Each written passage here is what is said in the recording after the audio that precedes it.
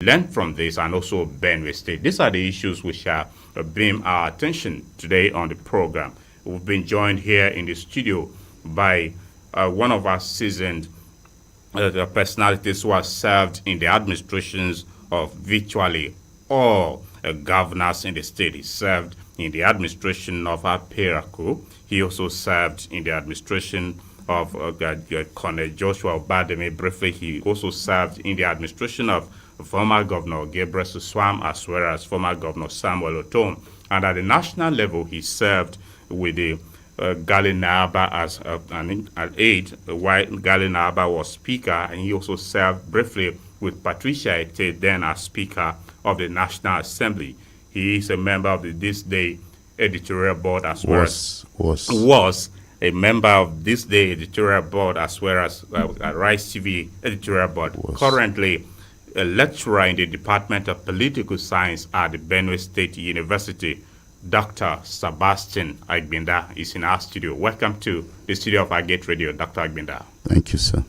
And we are expecting a young politician who is a member of the People's Democratic Party, a former principal special assistant to the Benue State Governor and Media, David Imze, who we hope will join us in the course of the program to also share the experience of young people in politics. But for now, we'd like to begin with our discussant who is already... Just a point of correction. I thought you should have introduced me also as having served at DASU, which is very critical to me. Okay, I think I no, you didn't. Did so. I know it's oversight, but yeah. Okay.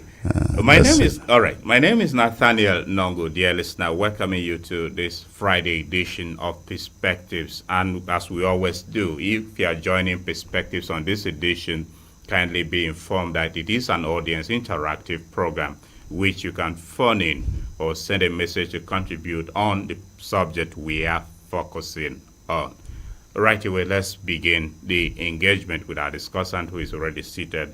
Dr. Agbinda, you have been in the political space, serving several administrations in the state and also at the national level. What is your assessment of the participation of young people in politics? Well, we need to resolve two issues. First, you have to define the category of youth. Are you talking of, say, 18 to what? You need to resolve that because there are times you have, people who are 50 and they categorize themselves as youth. So you have to resolve that, not me. Because we'll be on safer grounds if that is defined, that age bracket is defined. That's one. Secondly, you are talking of youth participation. Yes. You have to also be careful with that because you can have youth in government as the new president comes in there in Senegal, and he may not be youth conscious. That is, he will not be youth-centric. He will not pay attention to the youth.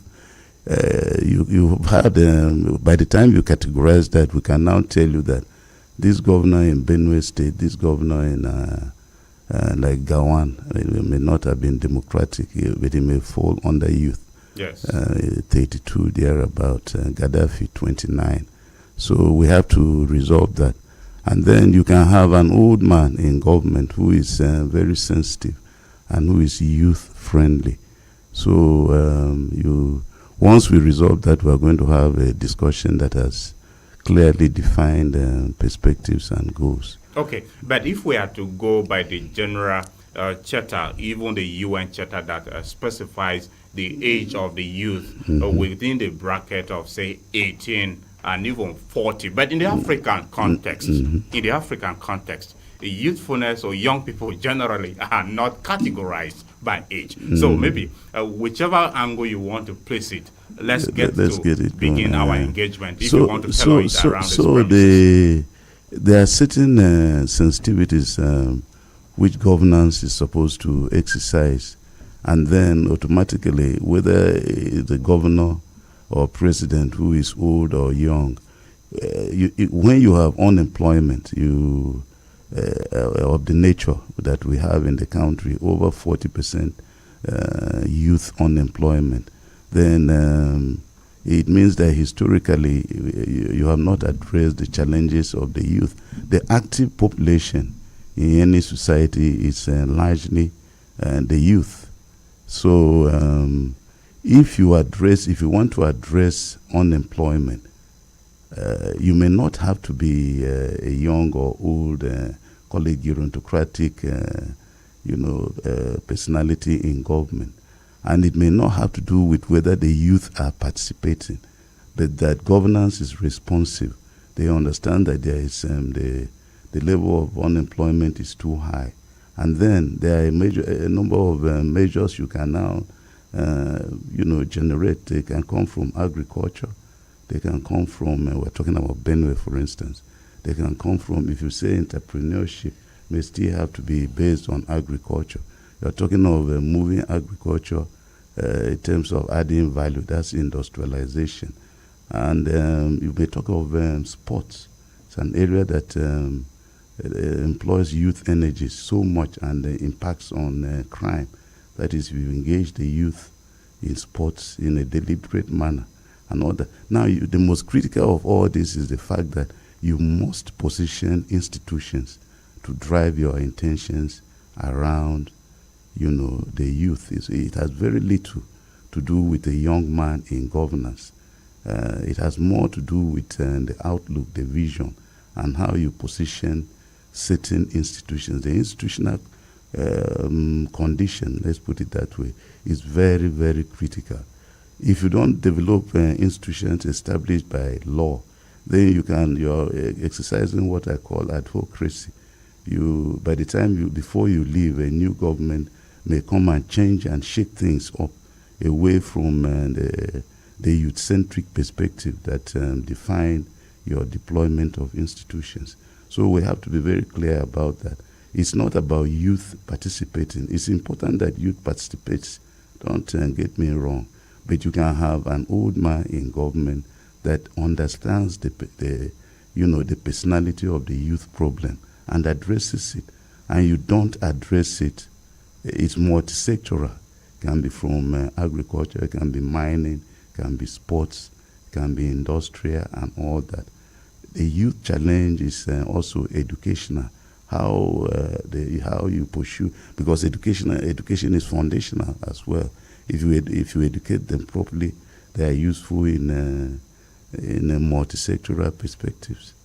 Anyway, we'll look at the multi-sectoral perspectives like you have coined it, but we'll still narrow it specifically to politics, and then we'll relate it to other sectors of governance, how youth are getting involved in decision making. But for now, I'd like to welcome a former principal special assistant to the Benue State Governor on Media. He is one of our young politicians around here, Mr. David Imze. He has joined us here on Perspectives. David Imze, welcome to Agate Radio. Thank you for having me. Okay, before you joined us, your co-discussant on the program, Dr. Sabastian Agbinda, had just tried to establish a background. And now that you are here with us, speak to us about your assessment of youth participation in politics. Yes, the issue of youth participation in politics has always been on the front burner since the return of democracy in 1999.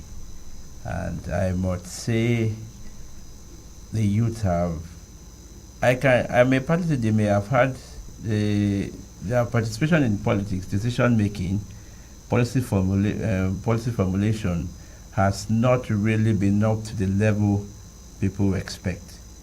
Because for a democracy or a system to be said to be representative, it must have, every group, age-wise, has to be represented fairly. And when you look at it from that angle, the youth have not really, though they may have featured a couple of times, but the participation has not really been up to the level it is expected. Because you look at it very well, these youth have to be involved from the beginning. Because if we are going to have people who are going to take over from our elders today, then definitely the youth are the ones who are going to take over. So they need to be involved in the process. We have seen that to some extent, but not up to the level we expected. And so the youth is, and this has hindered a whole lot of things. We have issue of transition, because for instance, when you take those in 1999, for instance, there was a young people who were around the system. Some of the, you hear of people like Senator Ahmed Lawan, who was in the House of Reps in 1999. You had the likes of Senator Gabriel Soswan, who was in the House of Reps in 1999. People like them, they were youth then, and they have continued to be in the system up to today. That is the kind of thing we're talking about. That's a transition. But then, how many people have been privileged to be involved up to that level? And not as if the youth have not really been interested. They have been interested. But the obstacles are there. There are many. My elder here rightly said, he also talked about the issue of education too. It's one of the obstacles. We'll come to the obstacles. Yes. Yes. So there have really been, the participation has not really been up to the way we expect, though they have been willing. Okay. Dr. Agbinda, you just listened to David Msey. He has pointed out the transition, youth who come into politics and governance and they're transitioning into elders. What is your reaction to this with regards to people who come into politics and as youth? Do we actually have youth who have come into politics and have transitioned into elders, as he has alluded? For me, the issue is not about succession management or just transitioning. The issue is the impact, what you get when they are there. If you look at the country's problems now, in the context of, say, the arrival of this group that he's talking about, and I have been there in the sidelines. Always remember that. I was there in the sidelines as Suswan moved in and Lawan moved into the House of Reps. They all came in through the House of Reps and routes in 1999. I was there as an advisor to NABA, and I stayed on up to a day. Now, what impacts has this generated? That's the most important thing. We're not about looking at youth in fetish terms. We're looking at impacts. Yes. If the impacts have been such that, for instance, youth unemployment has gone down because you have this number of youth, then we celebrate them. If it hasn't, have we changed the status of agriculture in Nigeria in that multi-sectoral from livestock, crops, tree crops and all that? Has that changed? It hasn't. So why do you worry about youth participation? The harvest hasn't changed in spite of youth. That is what I was telling you from the beginning. You have to be careful. If you want to celebrate youth participation in terms of, overloading the place with youth as special assistants and all that, governance, you can groom people to come into politics, not necessarily by their taking part in politics directly. You can be groomed to take part in politics by coming from the private sector. That is, you can be own a transport group, a company like Ubeche or Ubwa. Or you can have a hotel, you can have a factory producing water and all that. You understand the difficulties, or you can have a large farm. You can be a lecturer as well. So the grooming ground doesn't have to be by heavy presence or youth presence in government, but being in government also is important. You can also be groomed, but ultimately we must look at the impact of your grooming in whatever, the various areas, how it impacts on the problems confronting society. If you're not careful, you can say you want more youth. They come and make very little impact in terms of solving the problem. That's why your unemployment rate in Nigeria is one of the highest. That doesn't celebrate youth presence. It also doesn't celebrate old men's presence if you're looking at governance in terms of gerontocracy. So we have to be careful. You may push in so many people as special advisors, special assistants. They come there, they learn nothing, or they learn bad things. You have to be careful. They can learn bad things that, when they take in even values. You can have a youth leader come in government. They think they know everything. When they actually know nothing, they are gubernatorial ignoramuses. So you have to be careful. Because they think they know everything, it completely blocks the capacity of other youth inside to feed them with ideas. So we have to be very, very careful how we look at youth involvement, youth participation, and all that. A youth leader becomes governor at 40, whatever. He has to be humble enough to understand what the youth want and address it. If you don't address these issues properly, you are just there for the youth. You are not speaking and exercising power for the youth. And once you exercise, governance for the youth, you have solved almost 60% of the problems in your society. If you make the conditions in tertiary institutions for students better, if you work on improving quality of education, foundational, if you go into agriculture in a deliberate manner, multifaceted, not tree, but livestock and all that, you are addressing youth. If you go into sports and all that, is youth. Okay, apologies to cut in. The issue of grooming and mentorship, to what extent are those who are established there as leaders willing to groom young people to participate in politics and governance? You want me to answer that? Absolutely. And it has to do with the mentality, the vision, and the temperament of people in governance. I said earlier that a young man can come into power. He's governor, he's minister and all that. And he may first and foremost think that he knows it all. Meanwhile, he doesn't. And then he may not even allow the youth to talk to him. One, he will not address the problems of the youth. If you address this problem, I'm saying, you wouldn't have the unemployment figure. The unemployment figures emerge from the fact that the effort in a cocktail of sectors. There are so many sectors. I've enumerated them. There's some in sports, some in agriculture across the board, some in education, some in industrialization. You have not addressed them. So the unemployment figure continues to shoot up. It's one of the highest comparable to Iraq and Afghanistan. So how has the presence of the youth in government or the old men in government resolved these problems? Look at it in terms of corruption. You can have youth and then the leader grooms them in how to be corrupt by his practices. So I think we have to look at those, multiplicity of factors.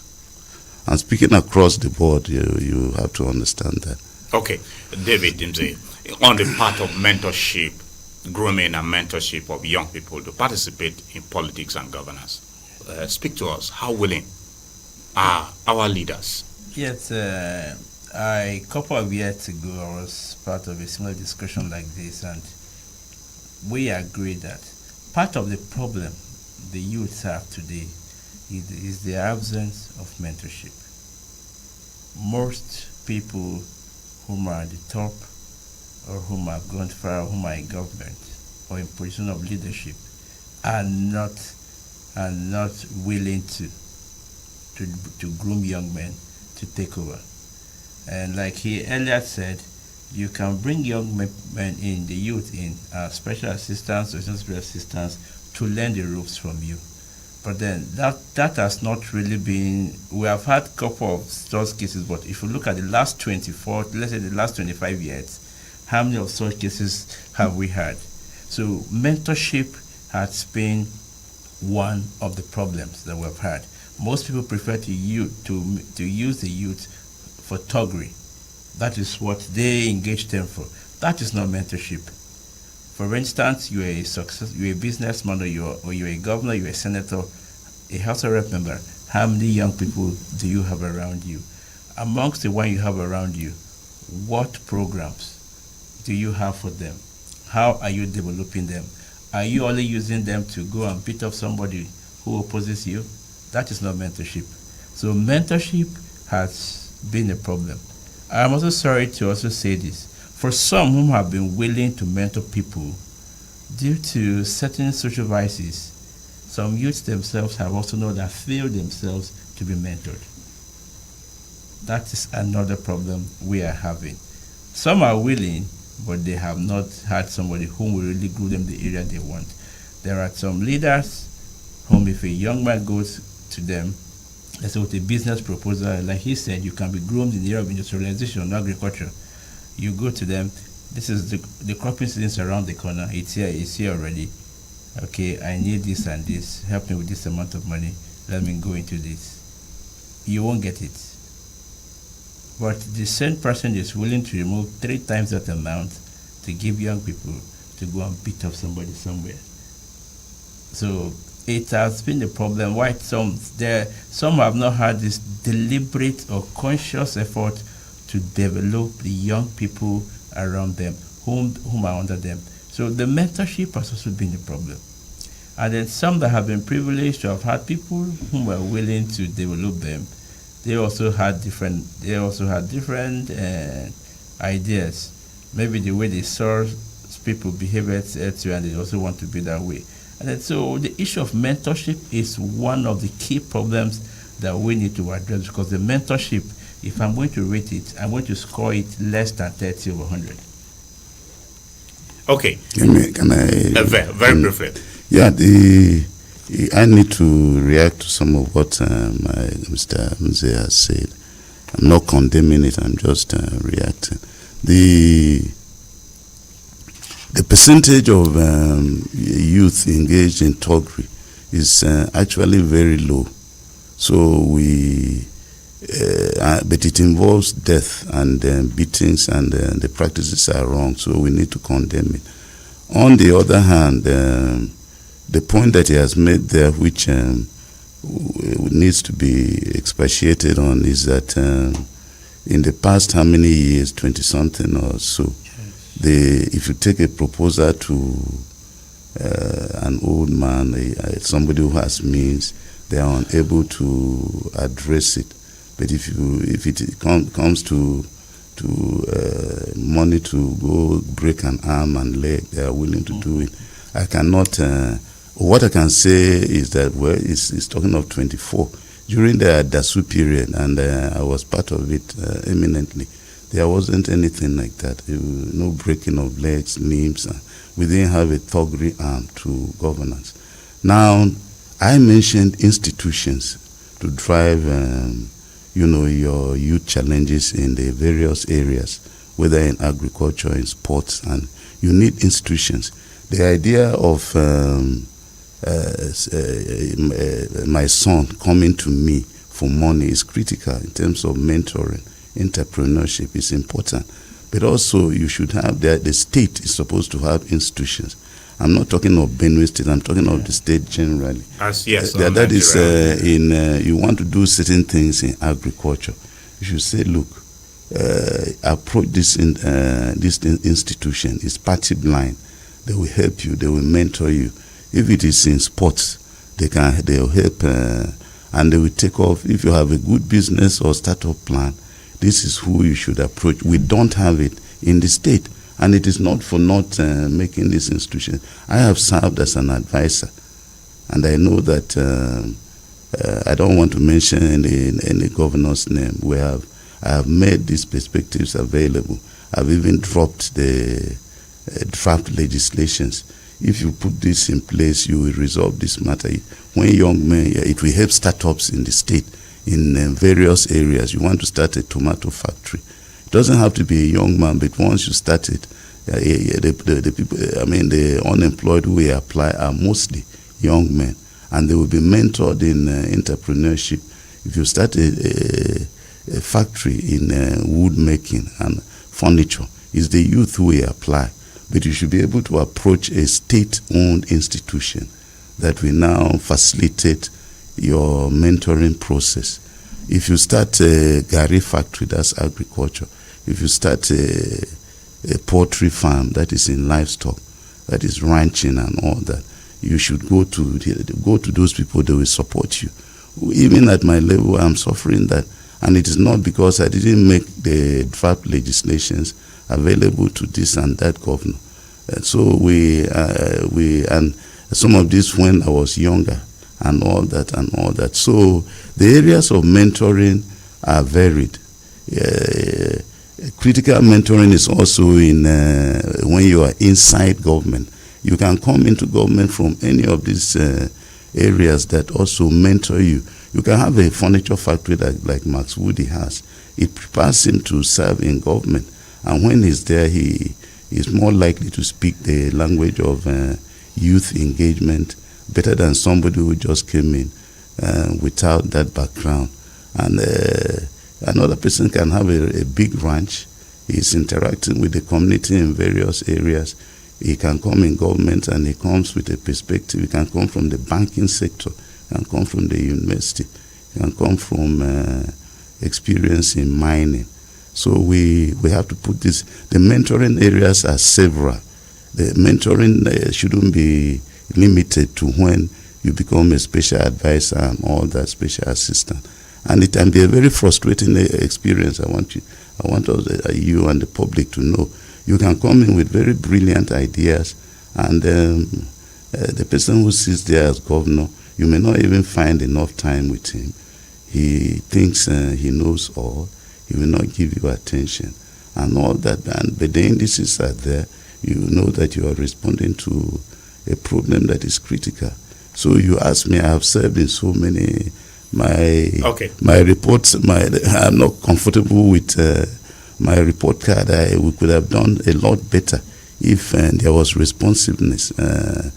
You understand that? So, because you must look at ultimately, how have you changed the environment, the unemployment environment? The moment you are not changing it, it means you are not trying enough. All right. Dear listener, in case you are just tuning in, you are listening to Perspectives on I Get Radio 95.5 Star FM Makudi.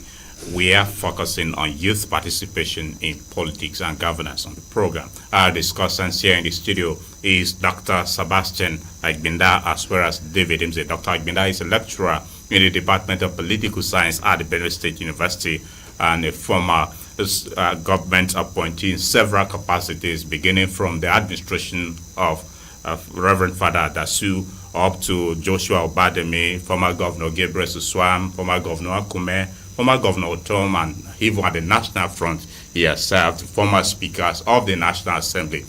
He wears so many hats. He is here in the studio with us. And you too can participate on the program by calling in. That would be at 10 o'clock, and the line through which you can reach us to contribute on the program at 10 o'clock is 081-433-59292. 081-433-59292. That line will be available at 10 o'clock for calls. You can also send us a text message or a WhatsApp chat on 09126999404. 09126999404. That line is already available for messages and WhatsApp chat contributions. Remember to include your name and the location you are sending your message from. Let's also inform you, dear listener, that Perspectives is streaming live on all our social media platforms, including Facebook, YouTube, and Instagram. Kindly search out I Get Radio on these platforms and follow the live stream conversation. You may drop your comments there, and if they're related to the subject matter, we will take it as your contribution on the program. Let's also inform you you can listen to us via our website on www.igetradiotv.com. We are on all these platforms, so you may follow us. Back to our guest in the studio, David Imze. Are there specific factors that are impeding youth participation in politics and governance that you would like to point out? Yes, there are quite a good number of them. Like I said earlier, many youths are willing to participate in politics because this discussion about youth participation in politics, and a good number of them are willing to come in. But there are a whole lot of factors against them. One of them is our politics largely depends on money. Money plays a vital role in our policy, whether we agree or not. Because at every stage, in fact, not just in Nigeria, but even the United States of America, money plays a vital role in politics and elections. So participation in politics most of the youths don't have the capacity. Capacity here, I'm not talking about the knowledge now. I'm talking about the financial strength. I'm talking about the wealth to go into which they don't have. They don't have it.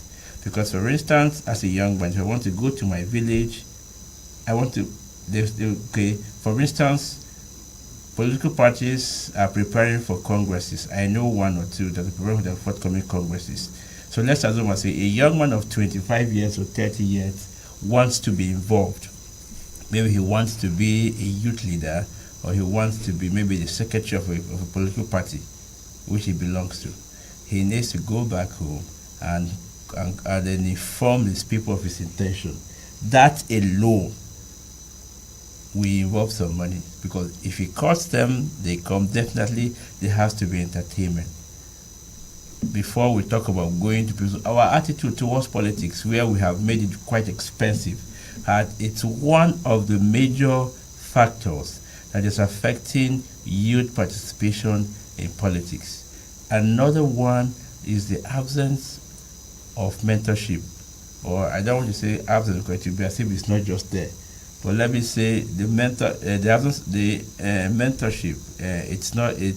it's lacking. So because sometimes as you're going into it, there has to be somebody behind who is going to guide you, who is going to mentor you and show you, this is how we do. This side political party is. By mentorship, should it be a godfather? No, I'm not referring to okay, that's on the line. No, please go ahead. Yes, it can even be, it may not necessarily be, but then okay. Somebody has to tell you, if in a political party administration, everything starts from the ward, it gets to the local government, the zonal, the state. Somebody has to be there to guide you. That's the notion I'm talking about. Both. We are lucky. Most of this, the mentorship is almost times not there. So sometimes we just go into it, and then we keep falling and rising. Then we learn from the negative experiences that we get. So, but the number one factor here is the absence of capacity, the financial wherewithal to go into this, because our politics is largely affected. Money plays a vital role.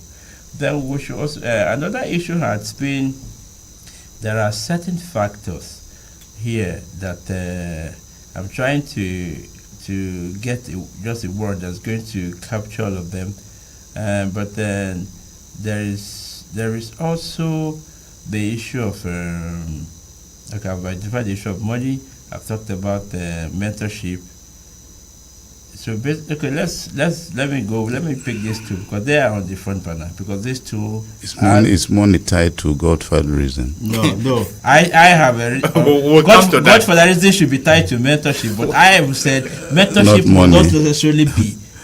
must not necessarily be the godfather type we're talking about, but somebody who is going to guide you. For instance, last week somebody called me and asked me, somebody told me I want to contest for councillor in my ward, and I asked him, why are you contesting for councillor?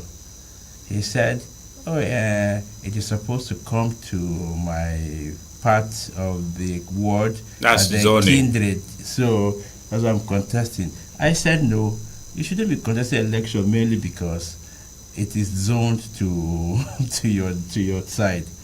You should identify a need that office can meet. And you could have seen that the previous people have not been able to meet that particular need, so you are going to meet a need. So he told me, is that so?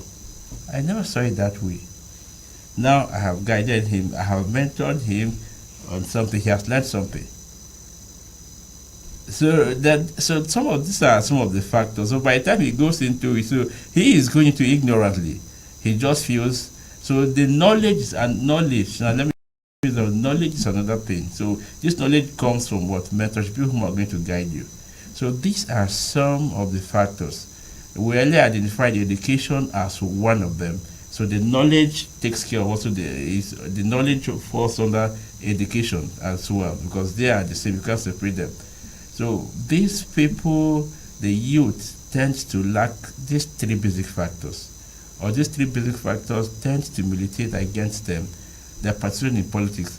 This political participation is not necessarily has to do with appointment in government, has to also do with political party administration. That's what I talked about. You have youth leaders, you have secretaries of political parties. It must not necessarily be appointment or contesting elections. This or contesting elections, serving in government as being appointed, or being involved in party administration are all forms of political participation. And each of these three areas, the one that is the least, that does not necessarily involve, that may require less money, may be the appointment, because sometimes the person who is elected, the governor who is elected, and a senator or house of rep might have worked with you during the electionary period and he identified you, so you don't need to. He doesn't need your money to give you an appointment. But if you want to contest an election, from the expression of a nomination form to campaigns, it involves money. So these are basically three factors that tend to affect us, the youth. Okay, Dr. Agbinda, you listen to David. Some of the factors he pointed out, how can they be resolved to ensure youth participation in politics and governance, and particularly the aspect of mentorship and grooming once again, which we were alluding to godfatherism, and you were interested in that. So, first, I always like to address the issue of godfatherism in the context of chair.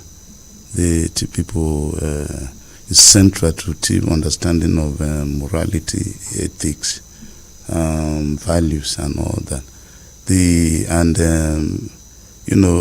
Very few people remember that Adasu didn't have a godfather. Quite deliberately during the campaigns and all that, we made sure that he didn't recruit a godfather and all that, precisely out of respect for chair. If you go to a godfather and he helped you cross over the river, you have a moral responsibility to also help him. You can't take him, he can't take you over the river. You win the election and now you you push him into the river to go hang and all that. So if you don't want to carry the burden of the godfather, and it comes with burden, they must make demands, then don't recruit them during the electioneering period. You cannot, after you have left the Department of Political Science and all that, with all that mentorship, when you leave, you now throw shit in the department. You have to respect them as having godfathered the process of your, mentoring educationally. So that is critical. Father Adasu didn't have a godfather deliberately. So he didn't bear any burden when there was no dictation from a godfather.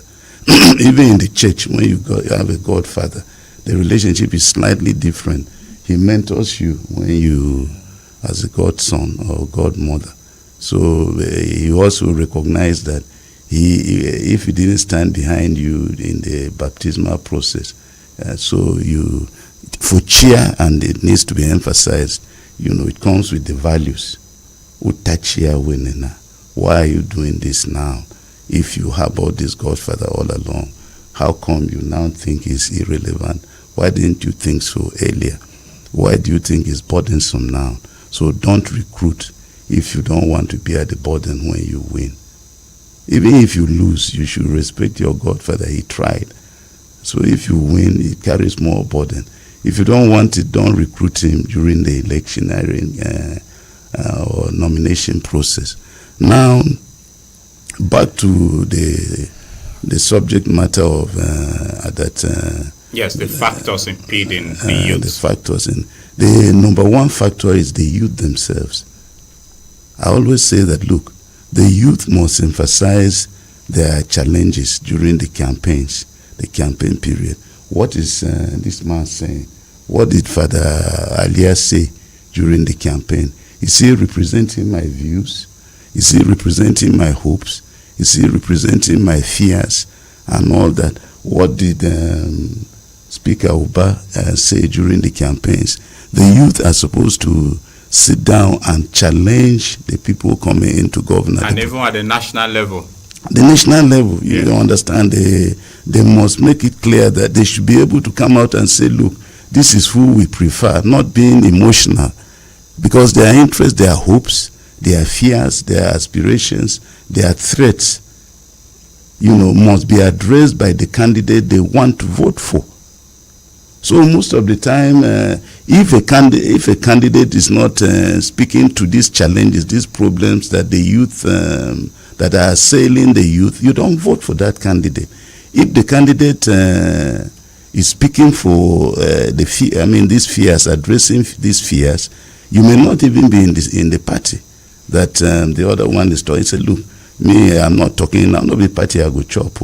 I can see that this man is the things he's saying, his vision plan suits me more. That's one. Two, if you come to power and you start moving away from what you committed yourself to do, it should be the youth who should also start to be restive, positive restiveness. You didn't promise, you promised us this, you are not doing it. You didn't promise us this when you're doing it, we love it. But these are the core things you committed yourself, you pledged to do. You are not doing them. Now, you have youth unemployment in this state that impacts negatively even on education. There are some young men who begin to say education is scam because you get educated, you don't get job. And that is supposed to be a challenge for governance, good governance in the state. Now, how are we addressing that? How were these issues addressed during the campaign? How did the youth make their choices? It's under the circumstances, a governor can be there, he's an old man, he's addressing these problems in a positive manner. You say he's youth-friendly, that's what I was telling you from the onset. A young man can be there as governor. He falls into the bracket of youth and is not addressing this, and you're worrying yourself in a fetish manner. Now a young man like me and all that, you don't even see him, he doesn't address the problems. Who do you blame? Blame yourself. So the youth have not gotten their act together. I served in Adasu's government when I was 35, thereabout, as something close to a chief of staff, and his book is coming out. I've read how much it depended on the youth, a heavy presence of youth. We were able to tell him, don't recruit a godfather. He believed in us. He didn't. He didn't recruit a godfather. Now, the bulk of father's government was youth, his outlook in whether in industrialization, in agriculture, and all that was youth-friendly. Same thing with Aperaku. So it's not about, father was 46 when he was governor, pretty young. So he was also a youth. But in the African context, you agree with me as we try to establish earlier, so right? we try to establish the bracket. Yes. So he was youth and he addressed the youth. I looked at him as an old man because he was 10 years, more than 10 years older than me. So we have to be careful about blaming old men for not mentoring. Even if you are an old man, you can be forced by the youth to do what they want. That is, if you're not addressing their fears, their hopes, and all that, they will not vote for you. They will vote for the person. They will insist on your vision plan. What are you saying? What will you do? Then when you come in and you don't do it, they will tell you, we are going to punish you in the next election. They will rebel openly, not stupidly. So we have to be careful. I want to blame the youth. Most of the time they are voting for leaders emotionally. They are not asking questions. They are not raising issues. They are not challenging those who are vying for political office to address. You must tell us how you will bring down the unemployment. Tell us how you will resolve the agricultural. Tell us how you will produce livestock so that we resolve the problems of Fulani herdsmen in the state. It is the youth that suffer the most when it comes to, youth here includes the gender content is there. It's not youth male alone. Youth is female, Abi. Absolutely. So it is the youth that take the brunt, feel the brunt of how are we addressing unemployment in the state today. And the governor is supposed to, how are you addressing, and mentorship is cannot be in an environment of high unemployment. Mentorship is not just in the realm of politics. That is critical too. But you should move from employment into the issue of money is not that critical. By the time you force the aspirants to address these problems and they address them, they are not spending that much money again. We need to understand that. That's why I may appear to be disagreeing with him. Say, most of the time we are thinking that it's all money. It is vision first. Adasu didn't have money. At no point did Adasu have 1 million, not even 600,000 throughout the electioneering period. If you brought too much money, we would advise him, don't touch it. If you collect it, they will come for you. So he would say, let's emphasize what we want to do.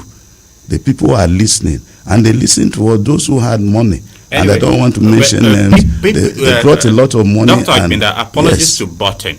People will actually question that back then our politics was not monetized the way it is now. Which even now, the money has come in because they have played down the matter of vision planning. What are we do? The youth are supposed to challenge you. What are you? We don't want your money. Tell us what you will do. Tell us what you will do when you come to power. Telling what you will do doesn't involve spending so much money. Okay. I want us to understand that Mr. Nongu is very, very important. Okay. They are the ones who are forcing these politicians to spend money because they are not emphasizing, and I'm raising my voice now, they are not emphasizing the factor of the plan of action. In terms, my first day in office, I will do this. Father said, my first week in office, I will reopen the College of Education, Oju. He reopened it. It's not money. In the first office, my cabinet must be ready. It was ready. It's not money. My cabinet will be the smallest. I will have only 6 or 7 commissioners. That is the number he had. It's not about money. It's okay. But if you want it, it is the youth that have allowed it to continue to be money. So the man spends money and then comes in, he wants to recoup it instead of addressing the problems. Okay, David, you are itching to react to some of this. Please go ahead. Yes. Very briefly before we open the lines. The role of money in our politics today has not been determined or has not been entrenched by the youth. I beg to disagree with my elder here. The youth didn't, because most times in recent elections, in the last election, usually we are both from the same local government. So, oh wow! Yes. So I saw some young people whom I wanted to talk to vote for my preferred candidates, and I was talking to them as brothers, and they said, "So preferred candidates," and they told me, "We are going to give you, out of the 3 elections, we are giving you 2, but this particular one, we are not going to give you this vote." And I said, "Why?" They said, this other candidate, there was a day we were by the roadside, his vehicle got spoiled. He spent practically the whole day with us, talking with us. I said, really? I said, yes. That the man came from abroad, and he has been around for a couple of years, and then so he will spend the whole day with us, so that we bonded with him. So allow us for this House of Reps election, we're going to give it to him, but for the others, who will give you? It was not money. They had a bond. They had a discussion. He told them what they wanted to hear. They also asked him questions, and they had a part. So the youth have, and now this is just one case. When people come for elections, most of the people they go to visit to solicit for their support or inform them, be it these technocrats or seasoned politicians or some of our stakeholders, are largely not youth. They are the elders. These are the ones you have to see. You need to take a bottle of wine to them. Sometimes do this. So the youth are not the ones that have monetized our politics. I beg to disagree with that. No. Yeah, no. Monetize in the sense that the youth are not emphasizing the subject matter of vision. There are certain basic protocols when you visit somebody with an intention. It's across the board in whatever culture. You take a wine, it's okay. That is not where the money is spent. But I'm saying that when the youth begin to raise more issues about, the plan and how you will implement it, the plan, how you will implement, including timelines, you must task this. You will find that you must spend money to move around, but the emphasis will not be others who spend money, but the emphasis wasn't money at all, and he won. We have not used it as a model. And then I want to agree with him that yes, you can have a youth in office who will not be youth friendly. I agree with him on that. You and I were part of the Ottoman administration, and most of us whom were appointed as senior spiritual assistants or spiritual assistants to learn the ropes, to be mentored, were youth.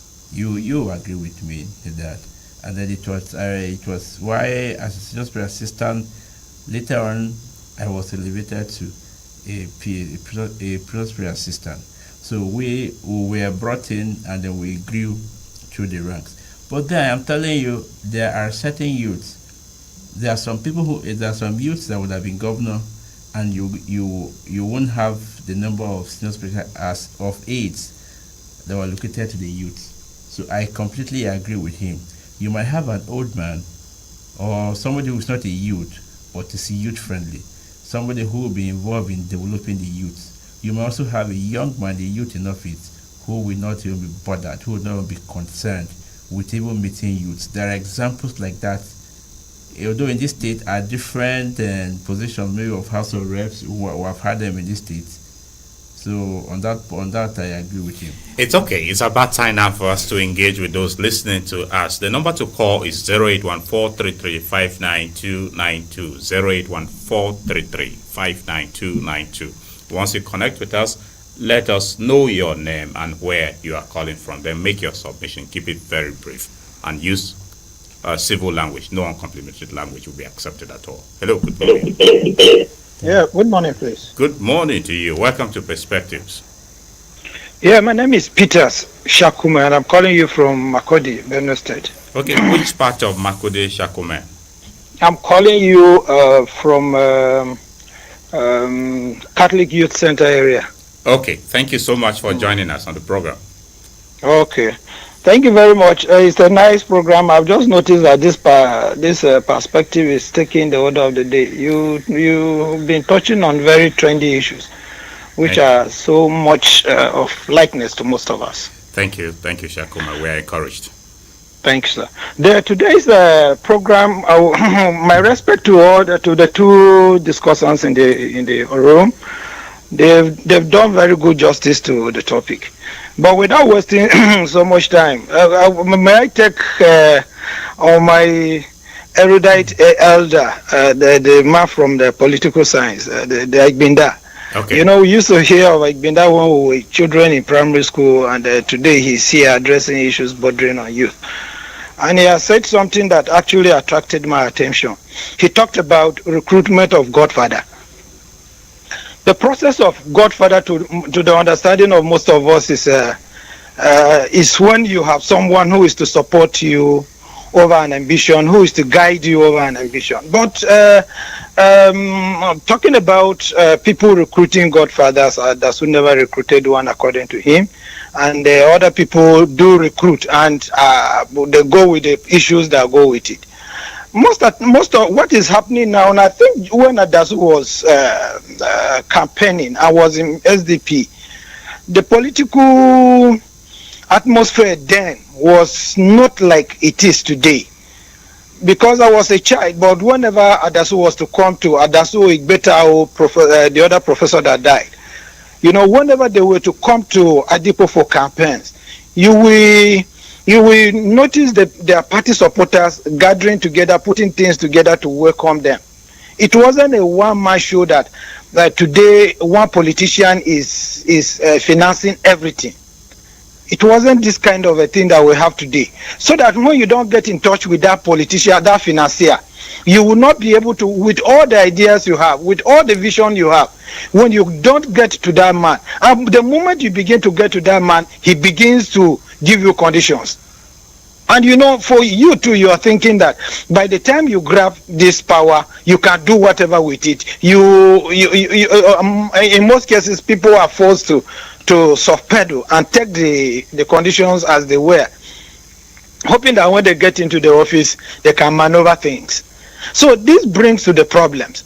If politics were practiced the way they were, it will be a bit better for us. For some of us who have the vision but don't have the money, if everything is left to the grassroots for people to emerge from there, you can go as a young person and get interacted with the people. Obama got his election in Senate before the president because of the community service he was doing. So some of us have taken to those community service and have made our names. But when it comes to politics, the so-called godfather, the man that dictates what happens from that area, will not allow you. He will say, no, this one is not our own. It's not this one we will chop. I remember during politics, one presidential aspirant was saying that is it statistics we will chop. But the statistics are dealing with us today. Thank you, Peter. You have made your point.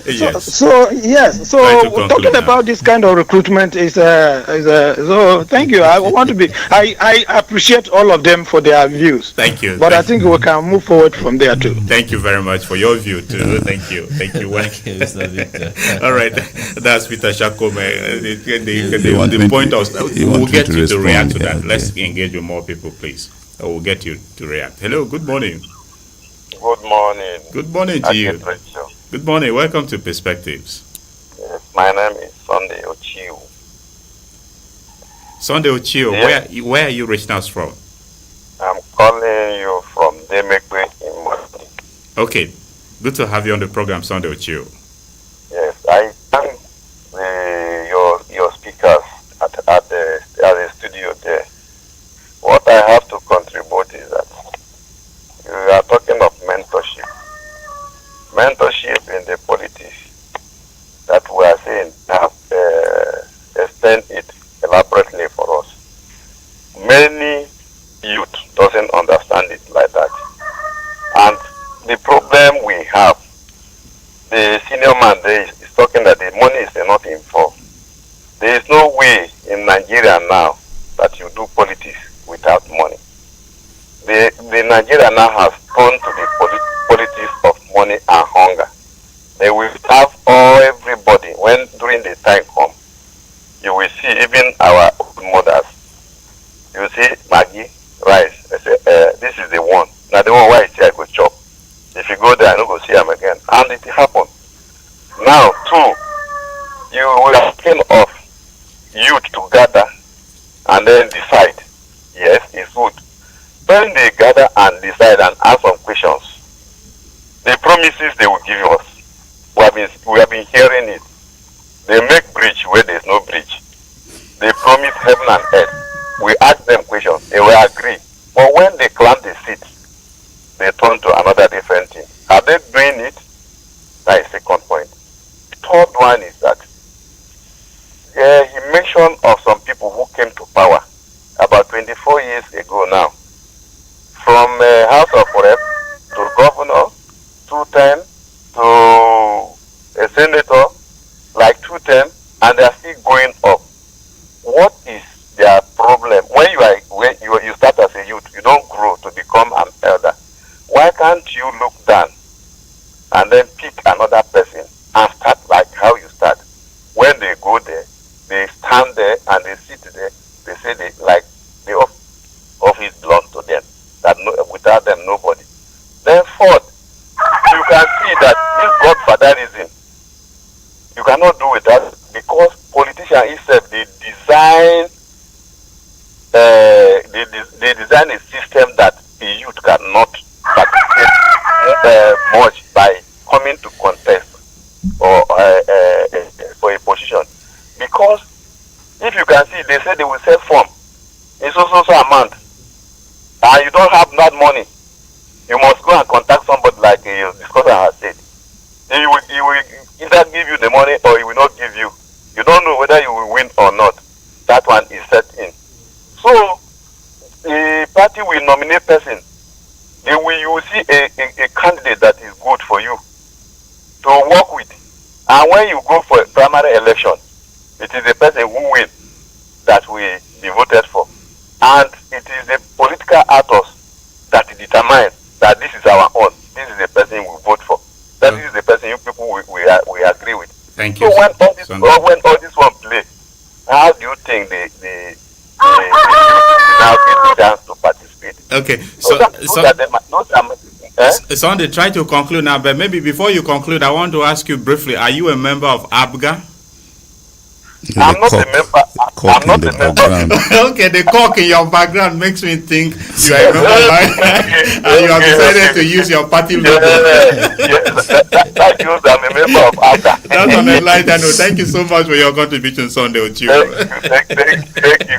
Thank you. I was thinking it's right. party logo. Right. So let's engage with some more persons. Then we'll come back to you shortly. Hello, good morning. Hello. Good morning. Yes, good morning. Welcome to Perspectives. Nongu, I'm very, very happy this morning. Good morning. Good morning.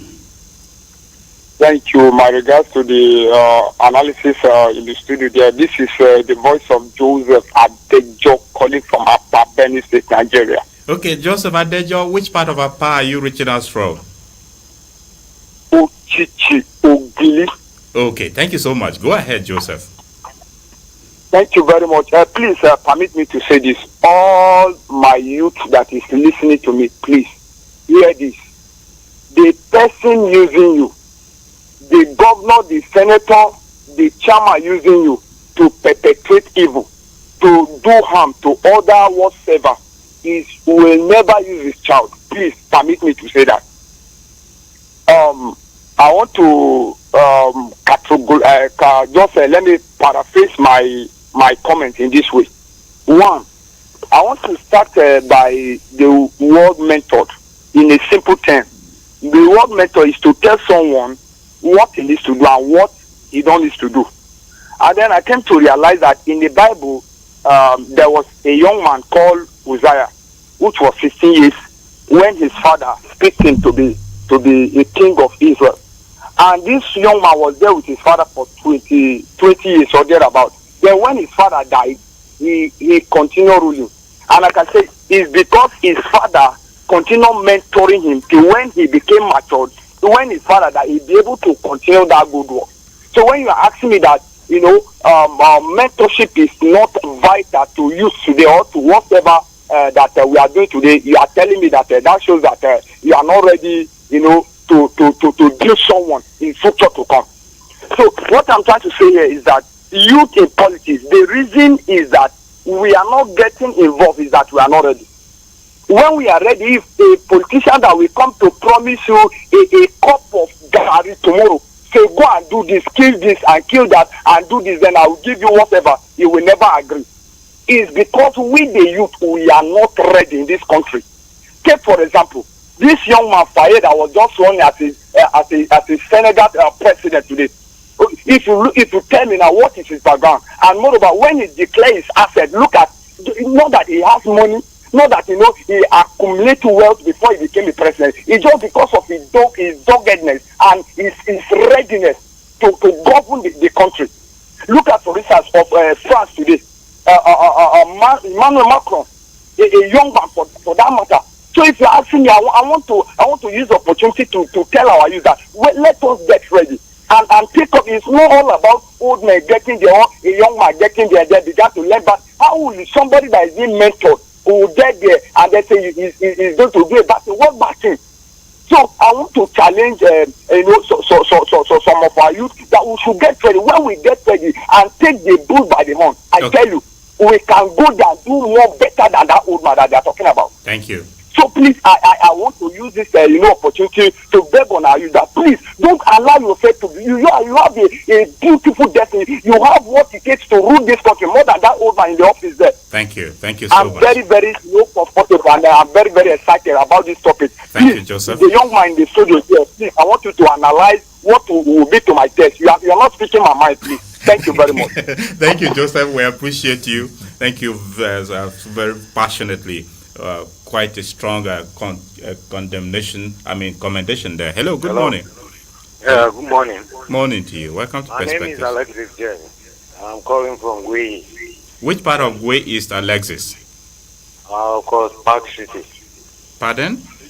Park City, that's Balong. Oh, okay, Park City. Park City. Okay, Park City. Paka. Okay, Paka. Thank you. Yeah. Did you say Augustine James? No, Lexus Jeff. Alexis James. Yeah. Oh, Jeff, J-E-V. Jeff. Yeah. Oh, okay, thank you. Alexis, I go want ahead. to greet the presenter and those people in the studio there. Thank you. Now, what are we saying? Somebody who has not read politics in school becoming a politician just for his self-interest. What do you expect the youth that went there to read as a politician, and at the end of the day, come in because that man has money or whatever? Alexis, Trying to cause hello, confusion. hello, Alexis. You are close. I'm with you. You are close to your radio, so could you move away from it or turn down the volume? All right, I'll do that. Okay, so let me start by asking you As I was saying. Okay, before you continue your thoughts, This is Nigeria. Alexis. If something good is happening in the north, it's because they are doggedness in doing things for them. You will not see in the north these things are happening. Right in Benue State here. You are talking about the past governors, what they did. I believe that God will help this Father Aliyah. That's what I'm thinking. So what we are saying is that somebody who is not a politician is not supposed to who has not read politics in school, is not even supposed to be there. Okay, Alexis, that is exactly my own advice is that. Hello, Alexis, can you listen try to me? and understand that Alexis, mentor or no mentor, we can do something for ourselves, and mostly the youth. I beg them, because we are the futures of tomorrow.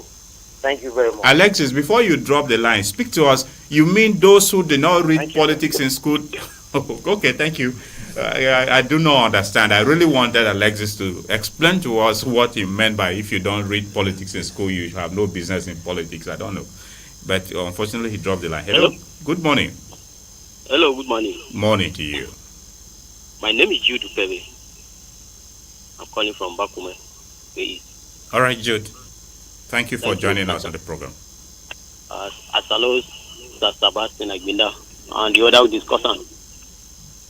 I agree with them to some extent. One of your discussants talk about the vision our youth in Nigeria.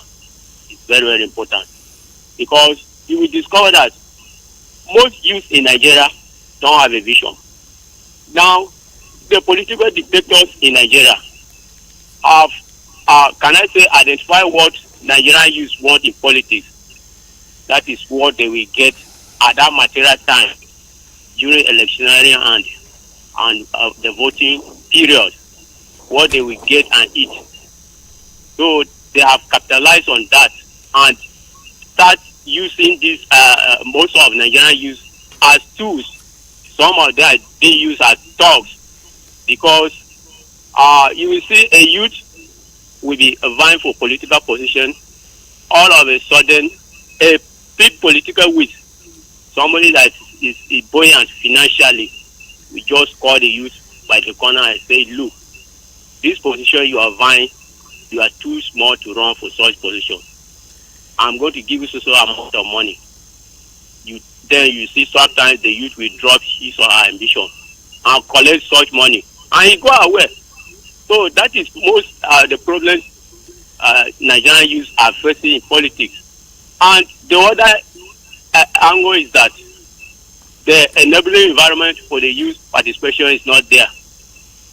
What is the cost of nomination forms by politicians or political parties in Nigeria is very, very exorbitant. Most youth cannot acquire such huge amounts of money to procure nomination forms to vie for certain elective positions because you must get a godfather, and that will go with terms and conditions that when you eventually get in such offices, this is what I will derive from you. This is so amount you will be giving me. So most youth find it very difficult to participate in policy. Okay. because some are they are not financial buoyant. You must have a political godfather. It's not a mentor. It's political godfatherism, because you must have somebody that is financially worthy to support you in politics in general. Otherwise, you have nowhere to go. Thank you and good morning. Good morning, Jude. Thank you very much for your contribution. We appreciate you.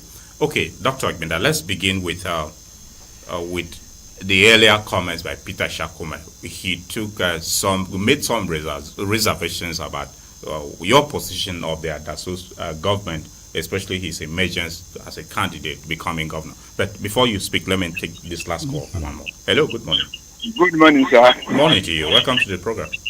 Thank you. I am on that you give from Mojapa Madoka. I shall the coach of Agnet Radio. Thank you. This topic. Thank you. We salute you too. And I'm glad to the girls in the house. They have spoken a lot. I know that the callers also have spoken a lot. Not to how long it is, but not to how far, but to how well is what we are saying all the time in the work.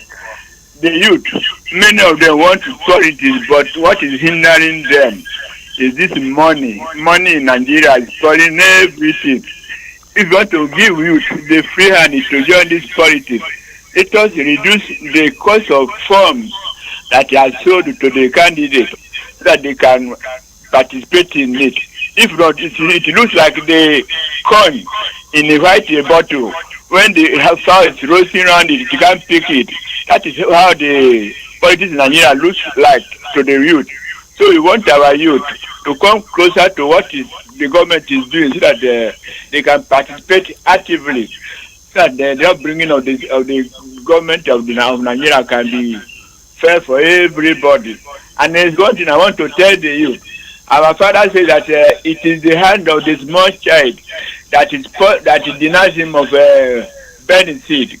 When you want to give the child the burning seed and you open the fingers, the burning seed cannot remain there. When they are giving this chance, maybe some of them misuse it. So I'm urging the youth that let them beg, or plead to the politicians, so that whenever they come closer to them, not the money, but what is going to happen tomorrow that you bring the government together with everybody to make us good is okay. What we are looking for. Thank you, sir. Thank you. Thank you very much, Mr. Adachi Gabriel. Thanks for your contribution. Dr. Agbinda, the reservation earlier expressed. Thank you very much, Mr. Moderator Nongu. I'm impressed with the way you're handling the program, and I need to commend you. Thank you, even sir. now. Thank you. Now, back to the subject matter itself. The Adasu phenomena is very important in itself as a model, and in bifurcative terms, in terms of comparison, because we have a governor in power today who, if Adasu had failed, there's no way he would be governor today. That's Father Alia. Whether he recognizes that or not, that is the truth. And Father didn't have a godfather by choice. Adasu didn't have a godfather by choice. Alia picked a godfather by choice. Here is the elaboration. Beta, and we can mention names, I'm not being derogatory. Beta recruited Nongu, our eminent and late Nongu, who had been a top politician from the Taka days through the Aperaku era into this republic, that is the Adasu Republic, call it Second Republic. And he picked, Beta picked him as a godfather, political godfather, not so much financial, but political. Adasu had a choice to have picked two, either financial or political. He deliberately didn't. And this must be made clear. He now emphasized what I was talking about. This is what I want to do. This is how I will do it. These are the timelines. I told you earlier, he told the Igede people, ATC Oju, which had been killed during the initiative of Saperakus, killed by Atonkbera. I will bring it back. It's a piece of cake, low-hanging fruit. It will take off within the first week. He got the vertebra, that is of the institution. put it in place quickly. That is the rector, registrar, bursar, librarian, and the place took off. In fact, so you must. I'm saying the youth, yes. The youth must be there are challenges, there are hopes, and all that. And you're talking of the whole community. What are you going to do? When you emphasize this, you must spend money. Get me right. But the emphasis will not be the type of money that is spent today. These are the constituent elements of the Adasu model. He had a choice. He could have picked a godfather. He didn't. He refused godfathers. He emphasized the plan.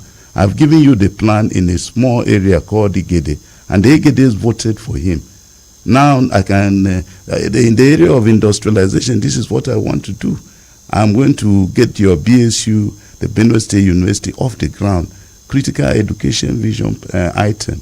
He got it off the ground by April, by Easter, 3-4 months. So the youth must have responded to him because of these plans. And they must have said, no, we won't vote for the other man because we do not even understand his plan. The plan also was made digestible. It was just one page. Of course, if you wanted the elaborate content, you would get it. But it was a page, so it was easy to digest. It was easy to translate into Igede, Etulo, and all that. The Etulo people, for instance, they said, look, here is my vision for Etulo. There will be no, concrete ceiling for you. Today you are limited to. And apologies to interrupt. I'm emphasizing because if and the youth responded heavily by voting for him. Yes. The youth, the women, even old men, they voted for him because they understood the language, his plan, where he was taking the state. They voted, and he delivered. If he didn't deliver, Aliyah wouldn't be there today. Okay, so apologies to interrupt you, not specifically about the Adaso's vision, but Peter questioned that back in the days, the issue of financing, party structures, for instance, were not too prominent in the Adaso era. It was. How do you react to this with regards to the contemporary experience? The beauty again was for father. He was a priest. People were not voting for him from NKST especially, and the Catholic. They were voting for him because they knew that what he was saying he would do. So you have to understand that background. It was critical. He also understood it as a burden. So if I'm committing myself to this, is a covenant I'm entering. It comes with faith in the church or the Christendom. We're talking of the NKST, it turns out, were more vociferous and activist in supporting him than even the Catholic was new. The Catholic group was nuanced and measured. The NKST was very open and activist. Now so the issue of money didn't. You have to spend money. You have to fuel. When you visit, there are certain protocols about visiting in all the cultures in Idoma, Igede, and all that. You have to do certain things, but it's not so much about piling up money. And I'm saying that he was turning down money. Okay. And collecting money from from women, old women and other father. I want to make a contribution. Here is 2,000 and all that. Not if you brought too much money, he would say, unfortunately, we don't need that money now, but if you can go and spend in your domain. Okay. Apologies, please. We have several calls waiting on the line. David, I will allow you to weigh in on this too, but let's respond to this person. Hello, good morning. Good morning, sir. Good morning. Thank you for holding on. Oh, this is our first female caller on the program. We celebrate you. Thank you, sir. My name is Dosu Afea. I'm calling from Georgia Kumewe. Thank you, Dosu Afea. Georgia Kumewe in Makudi, I suppose? Yes, sir. All right. Go ahead, Dosu. Sir, for best youth participation in government, you must truly live up to that constitution that says we operate what a democratic system of government in which elections are free and fair for every citizen and for every person, because we as citizens, we have the right to vote and be voted for.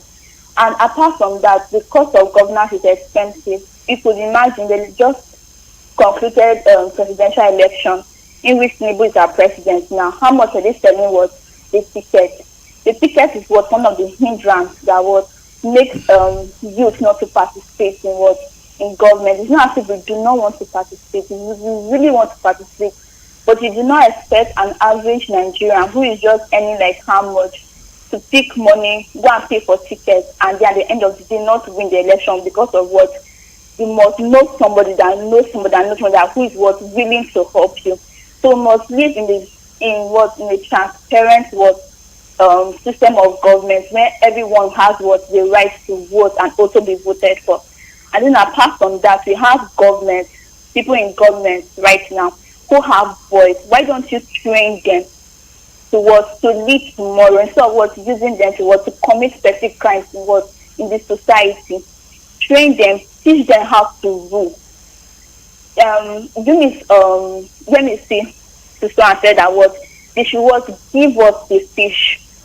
They should teach us how to catch the fish and not just give us the fish so that we'll eat today and be satisfied. They should teach us how to rule in government. They should teach us how to rule in government so that we can stand on our own. And as the youth also, we should stand on our ground and work so that we are ready to rule. Thank you. Excuse me, thank you. All right. Thank you very much, those who are fair, for your contribution. So I have a question. Go ahead. For the political person in the studio. They are all political people. They are all now, political people. So go ahead with your question. For the lecturer. Okay. Is it compulsory for a person to have a godfather before coming into politics? And then there is this mindset towards politics. They say politics is a dirty thing. How dirty is politics that people are not willing to engage into? That's my question. Thank you so much, those who are fair. We appreciate you. We will respond to your questions shortly.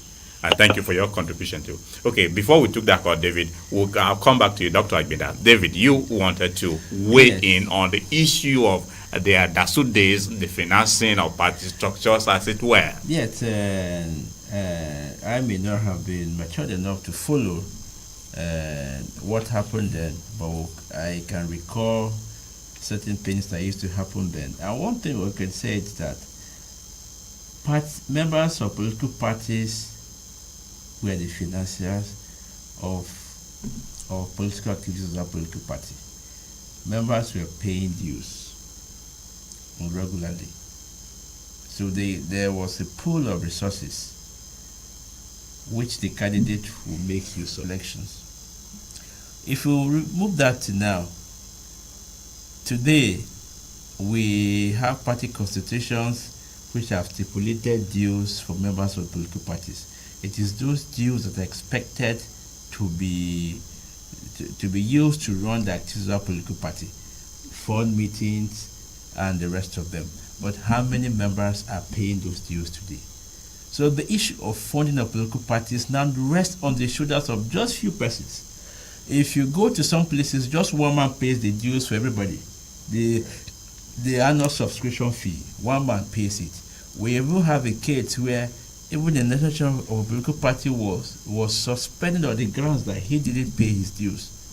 And there was no evidence to prove the people that made allegations wrong. There was no evidence from anywhere to prove that, no, contrary to your claim, this was paid. So the funding of political parties then and now, from what I know and from what I have heard and what I've studied, are miles apart.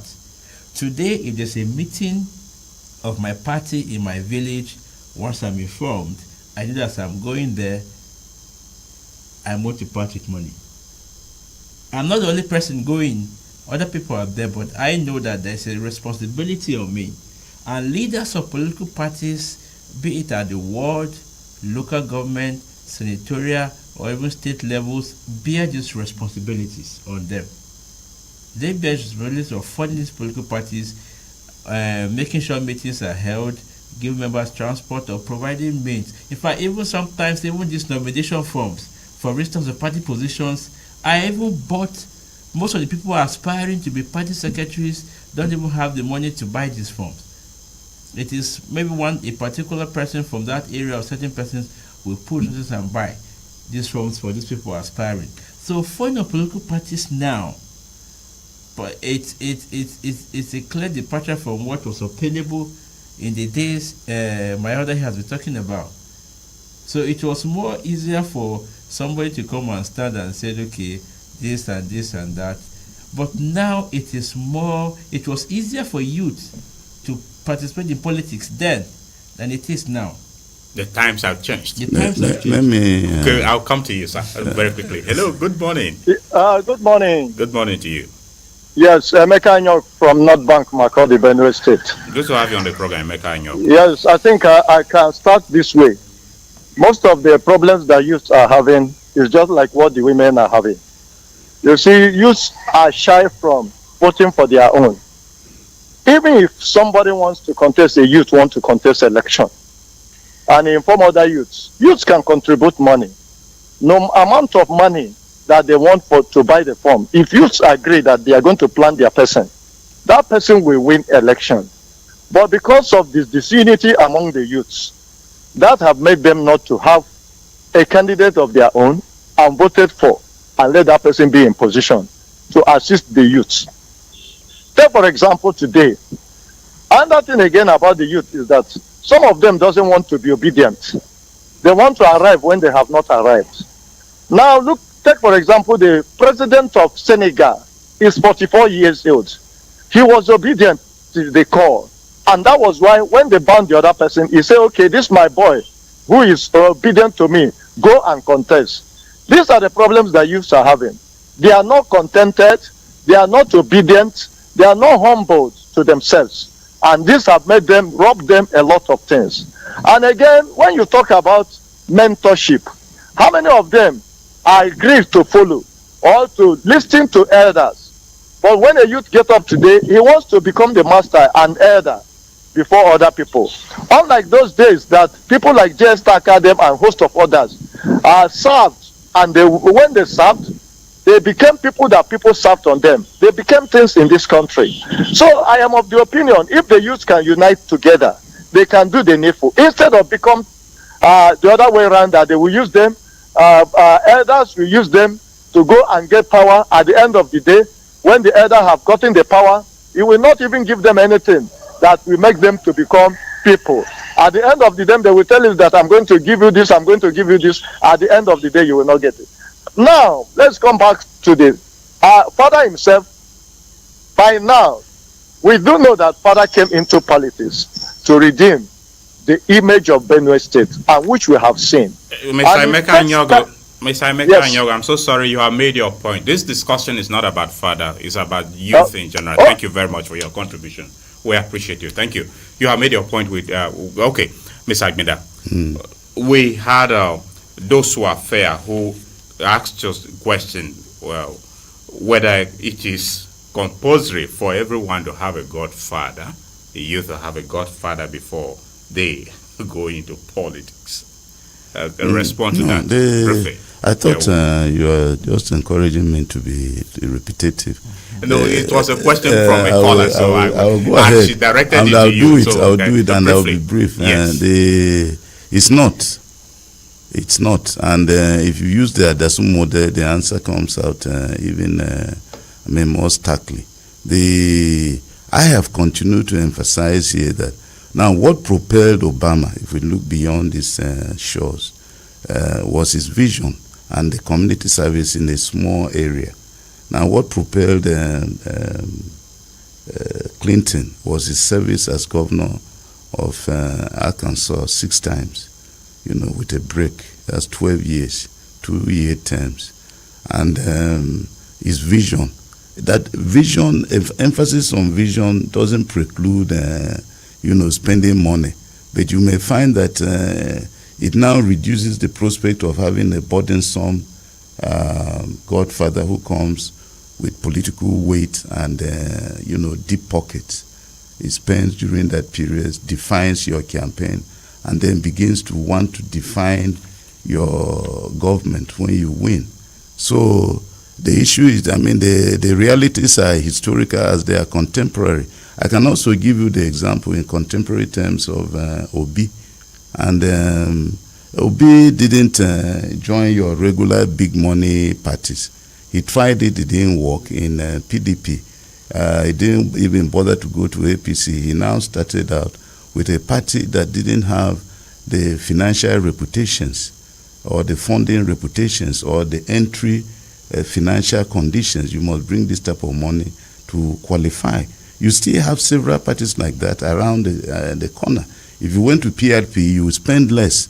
If you're armed with the correct vision and the youth listen to you and all that, and they understand that it's better that you don't have a godfather, you are not even going to spend because they are not emphasizing it in the PRP or SDP, they will vote for you. Now, let me ask this question. Yes. And it answers a lot of questions. What if Father Alia joined Adasu's SDP? Would he have needed a godfather? I don't want you to answer. It's literally rhetorical. You can answer it. That's for your, lady affair. And now, what if you joined SDP? Would he have spent the entry qualification monies that existed in the APC or PDP, for which by the time you are spending, it becomes clear if you have to use 5 million to buy the expression of interest. It means father can't muster that money, for SDP or PRP. He doesn't need it.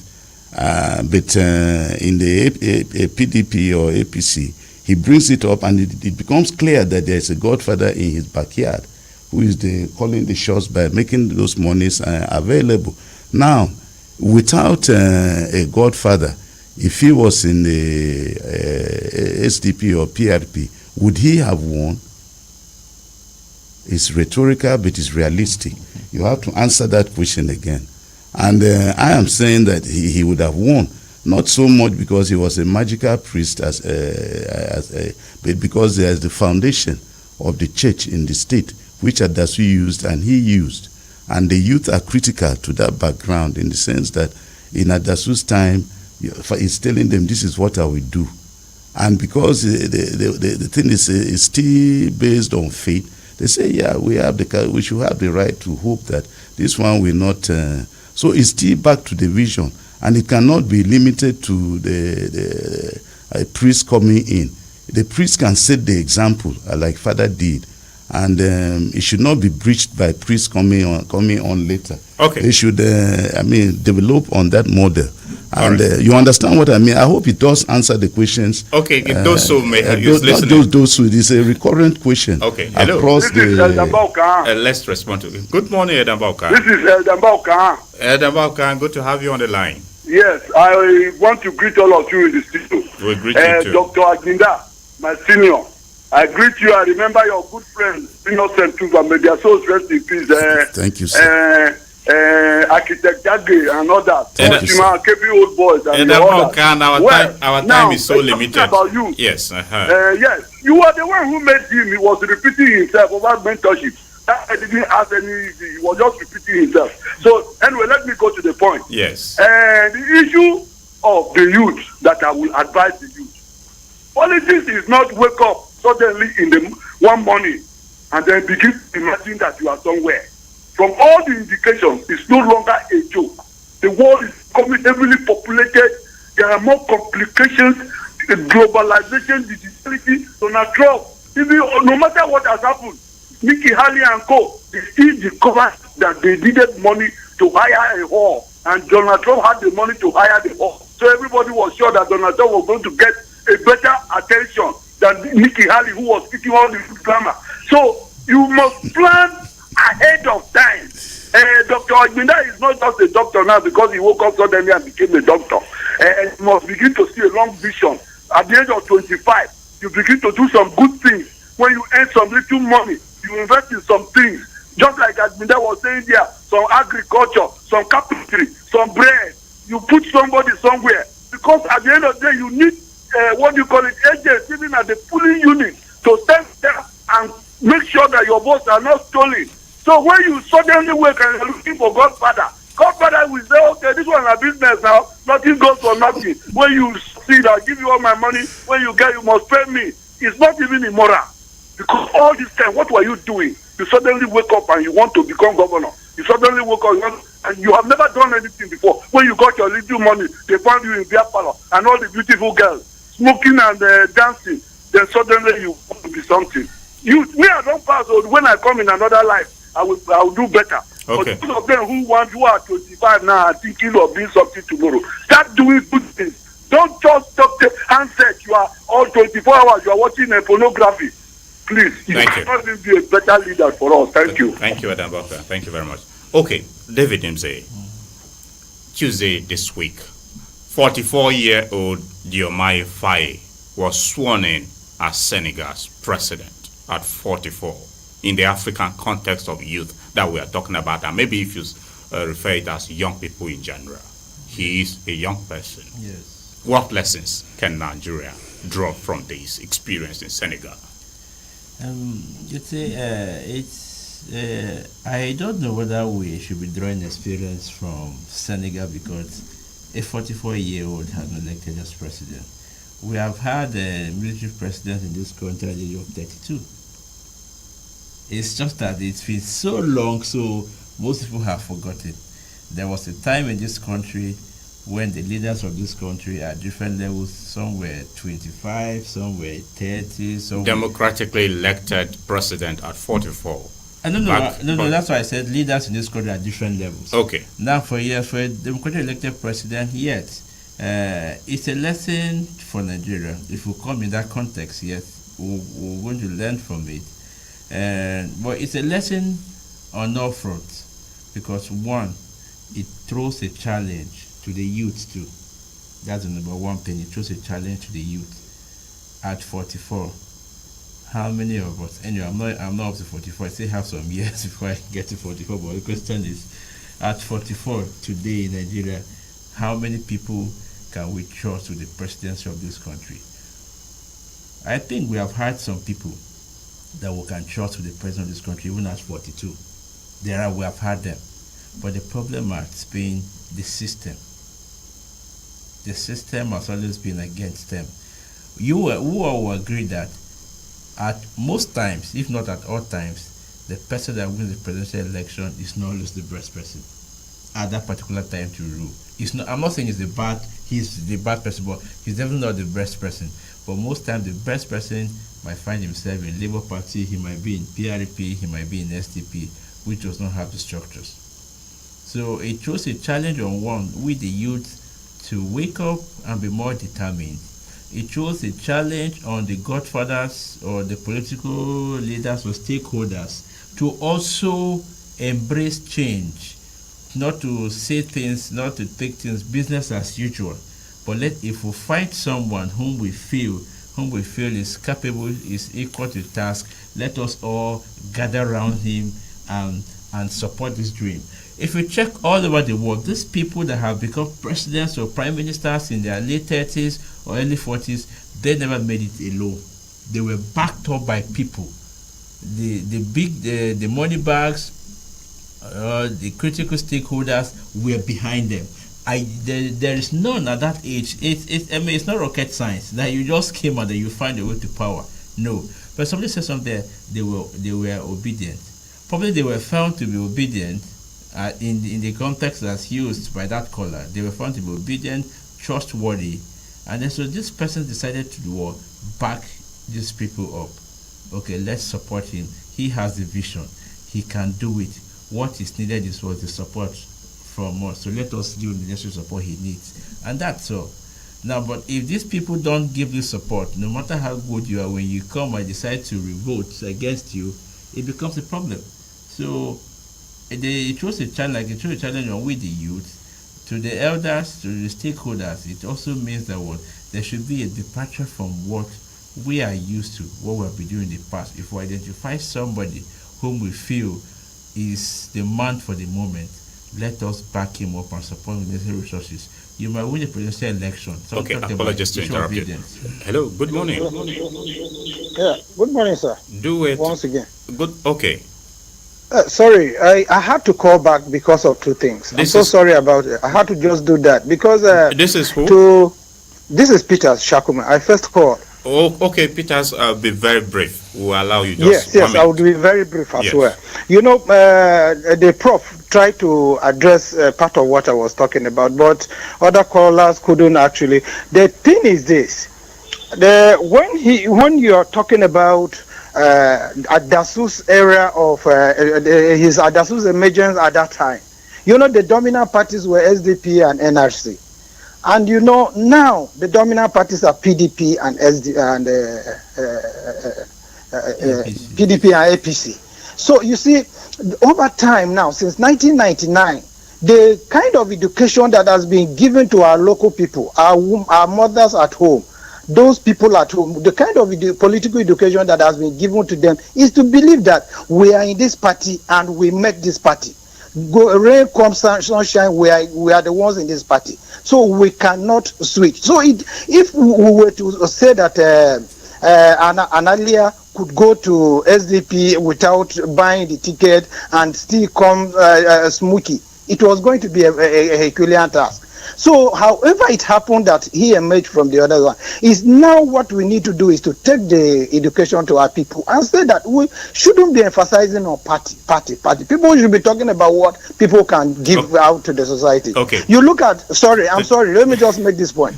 He made reference to Obama. I once said that Obama, before becoming the senator, did that through community service, and I've read very much about that.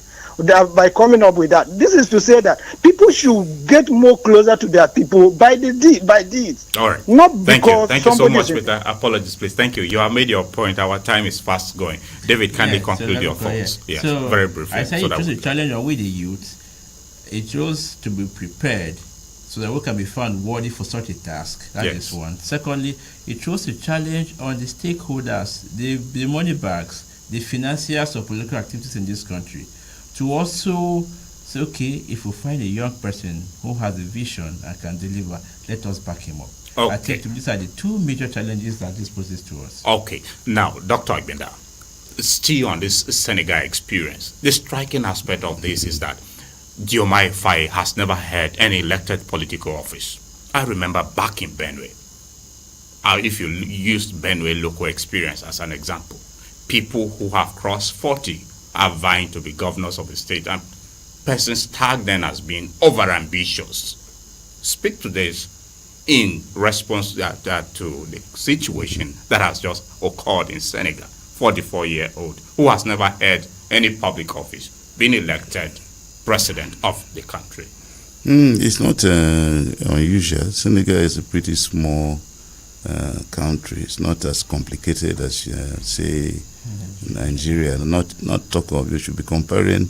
If we were thinking of Benue as a country, we would be saying it's something close to a Senegal or several of these other irrespective of their but I will population answer, or their insignificant population. It's significant, Yes. Mr. Nongu, very significant that he has won. More significant, as it were, the circumstances. The circumstances must be understood. Now, the circumstances around which propelled him are such that he has to humble himself. He comes from very humble background to listen. He must not think that he knows. You know, even when you know, you're better off when you occupy power to pretend that you don't know.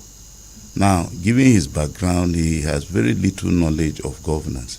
That means he has to be humble enough to listen and, listen. A lot of listening so that he'll be able to pick out the best ideas and position these ideas to bring about. He should have less burden like your regular politician. Given the manner in which he came in, he should understand that he doesn't have powerful godfathers and all that. The godfather thing, back to that, it's there everywhere, but you also have people like Faye who just come in from the blues. That's how Macron came. He came in under similar, in a very advanced democracy, in quote. So it's not unique. Does the Senegal experience speak to our democratic experience in Africa and in Nigeria? It does. And it says that first, people can spring. Ultimately, if you want to look at it in divine terms, anything can happen. 3 months, 4 months ago, you never thought it would happen. It happened there. So it can happen anywhere, including in a country like Nigeria. It could have happened with Obi, though it's slightly different because he came from gubernatorial experience and banking experience and industrial mentorship and all that. It can happen here. It has happened here somehow because earlier too didn't have, any formal experience he had experience in church governance. He didn't have in political governance.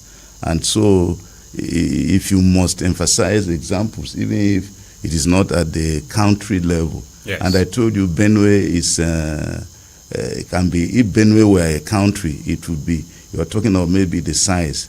It may be smaller in terms of population and all that. It's not, so it's not too dissimilar to Senegal. So we have a similar situation here, both in terms of age too. Earlier it's possibly in his 40s. No. Is he 50s? Okay, let me interrupt you as we take this last call to try to conclude. Hello, good morning. Yeah, hello, good morning. Good morning to you. You are last call on the program and you have just 30 seconds. See if you can utilize it. Okay, my name is Engineer Philip Tete. I'm calling from Honored Fire Extension. Philip Tete, your radio is very close to you and the hallback is quite unpleasant to our communication. Okay, I think I stepped a little bit far from it now. Okay, let's hear you. Philip, if you can step a bit further, it will still be fine, or turn it off if you may. Let's hear you, Philip Tete. Okay. Like Prof. earlier said, the problem with the youth now is the system of the party. Like now, if you, like before, if you are in a community and you are doing good to the elders, they can volunteer to say, this is our son. Okay, let's send our son to go out there and be our eye and get. So the elders will go, then tell the party, this is the person we want. But now, they will they would be in town, do their selection, everything, and come and give we the community or we the party people. So yes, and with all this now, things now, before you know now, everything now involves money. Once you don't have money, you as a youth, you cannot contest. Even with the support and the aid of your elders and mothers at the community level. So this is what we the youth are facing. Okay. And we the youth now, we are not ready to go back and say, okay, at the community level, let me have 1 or 2 assistants to the community. Okay, thank you very much. That's the precedence you are talking about. Thank you, Philip. We appreciate you. Our time is really up. That's the last call we'll take. David Mze, I'll give you just 30 seconds. Very brief parting words in 30 seconds, not more than 30. It's to the youth out there, and all I have to say is we should be prepared for leadership. We should not be deterred by the factors against us at the moment. While preparing for leadership, while waiting for the opportunity, we should attach ourselves to people who will mentor us, people who are going to learn from. It might happen to some today, others to be tomorrow. But one thing is certain, we should always be prepared, and we should be prepared to learn so that when the opportunity presents itself, we will not be found wanting. What will be used for it will be reference point for other youths to be tested and trusted tomorrow. Thank you very much. Dr. Agbinda, from you, 30 seconds, no more. The youth, pay attention to the vision, what the young man who is aspiring wants to do, what the old man who is aspiring wants to do. The old man's vision for the youth may be better than the young man's vision. The young man's vision for the youth and for society may be better than the old man's vision. Vision is more critical than age. Vision is more critical than age. vision is more critical than age. Thank you so much. This is where we must have to conclude on today's edition of Perspectives, which we focused on youth participation in politics and governance. I appreciate very deeply our lead discussants on the program, a lecturer in the Department of Political Science at Benue State University, Makurdi. He has served in several administrations of this state, beginning from the days of Father Adasu, beginning from Aperepo, Father Adasu, former Governor Georgia Kume Suswamo Tom, and he has served in the National Assembly, serving former speakers of the National Assembly, Gali Naba and Patricia Ete. Dr. Sabastian Agbinda, thank you so much for coming on Perspectives and the insight you shared with us. I appreciate also a former Principal Special Assistant to the Benue State Governor on Media and a young politician, Mr. David Mze. Thank you, David Mze, for your time with us. Thank you, Mr. Nongu. Dear listener, my name is Nathaniel Nongu. I'll come here again on Monday for another edition of Perspectives. God bless you and have a great weekend. Goodbye. Thank you.